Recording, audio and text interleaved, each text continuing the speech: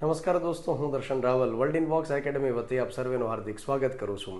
ઘણા વિદ્યાર્થીઓની કન્ફ્યુઝન રહેતું હોય છે કે એનસીઆરટીમાં અલગ અલગ સ્ટાન્ડર્ડમાં કયા વિષયોની પુસ્તકો વાંચવી જોઈએ. જીસીઆરટીમાં દરેક સ્ટાન્ડર્ડમાં 10મા ધોરણ સુધી એક સામાજિક વિજ્ઞાનની પુસ્તક રહેતી હોય છે, જ્યારે એનસીઆરટીમાં અલગ અલગ વિષયો માટે પુસ્તકો રહેતી હોય છે. તો નાનકડા વિડીયોની અંદર હું તમને એ જણાવીશ કે ધોરણ 6 થી ધોરણ 12 સુધીની કઈ એનસીઆરટીની બુક તમારે વાંચવી જોઈએ. હિન્દી આવૃત્તિની જે અલગ અલગ વિષયની પુસ્તક રહેલી છે એના નામ હું અહીં આગળ સ્ટાન્ડર્ડ વાઇઝ બોલીશ. સૌથી પહેલા ધોરણ 6 ની આપણે વાત કરીએ તો એમાં 3 પુસ્તક રહેતી હોય છે. પહેલું પુસ્તક છે હમારે અતીત, એના પછી છે સામાજિક એવં રાજનૈતિક જીવન, અને એના પછી છે પૃથ્વી હમારા આવાસ. ત્યાર પછી ધોરણ 7 ની આપણે વાત કરીએ તો એમાં પણ 3 પુસ્તક છે. સૌથી પહેલું છે સામાજિક ઓર રાજનૈતિક જીવન, એના પછી છે હમારે અતીત ભાગ 2, એના પછી છે હમારા પર્યાવરણ. ત્યાર પછી ધોરણ 8 ની આપણે વાત કરીએ એમાં પણ 3 પુસ્તક રહેતી હોય છે. સૌથી પહેલું રહેલું છે સંસાધન એવં વિકાસ, એના પછી સામાજિક એવં રાજનૈતિક જીવન, અને એના પછી હમારે અતીત.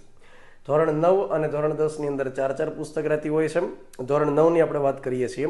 સૌથી પહેલું છે લોકતાંત્રિક રાજનીતિ, એના પછી સમકાલીન ભારત, એના પછી અર્થશાસ્ત્ર, અને એના પછી ભારત ઓર સમકાલીન વિશ્વ ભાગ 1.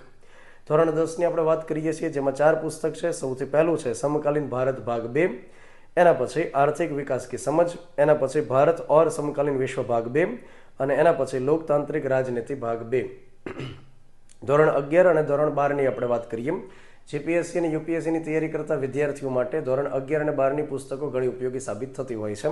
ધોરણ 11 માં ભારત કા સંવિધાન સિદ્ધાંત और व्यवहार, એના પછી રાજનૈતિક સિદ્ધાંત, એના પછી વિશ્વ ઇતિહાસ કે વિષય, એના પછી ભૂગોળની આપણે વાત કરીએ તો ભૌતિક ભૂગોલ કે મૂળ સિદ્ધાંત, એના પછી ભૂગોલ में પ્રયોગાત્મક કાર્ય, અને એના પછી ભારત ભૌતિક પર્યાવરણ.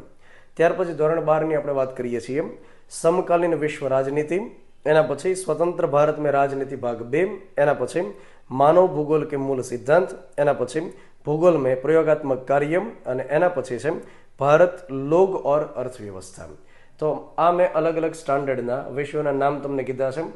ક્લાસ 3 ની પરીક્ષા માટે ધોરણ 6 થી ધોરણ 10 અને જીપીએસસી યુપીએસસી માટે 11 અને 12 ના પુસ્તકો ખૂબ જ ઉપયોગી સાબિત થઈ શકે તેમ છે. આ પુસ્તકો કઈ જગ્યાએ મળવાપાત્ર થાય છે તો અમદાવાદમાં અલગ અલગ બુક સ્ટોલમાં મળવાપાત્ર થઈ શકતા હોય છે, કેટલાક સેકન્ડમાં પણ મળે છે, અને ખાસ કરીને એનસીઆરટીની વેબસાઇટમાં પીડીએફ અવેલેબલ હોય છે, અને એ જ રીતે કેટલીક એપ્લિકેશન્સ એવી આવે છે કે જેમાં સ્પેશિયલી એનસીઆરટીની બુક્સ મૂકવામાં આવતી હોય છે. ત્યાંથી તમે એક્સેસ કરી શકશો. Thank you.